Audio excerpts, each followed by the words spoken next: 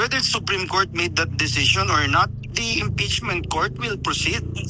Will proceed. And I'm sure someone will raise it during the impeachment proceedings. For sure, someone will raise it.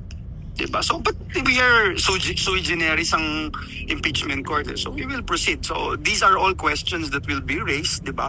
With the decision of the Supreme Court. Will the impeachment court submit to the decision of the Supreme Court? Merong nag-a-advise sa akin na pwede raw namin i-disregard, pwedeng i-disregard ng Senate yung Supreme Court decision.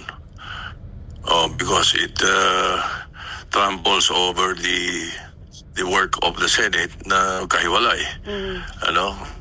Separate body kami. So, yung advice na yun, ay pag-aaralan ko muna bago ako mag-comment. Naniniwala ako na dapat matuloy yung impeachment trial.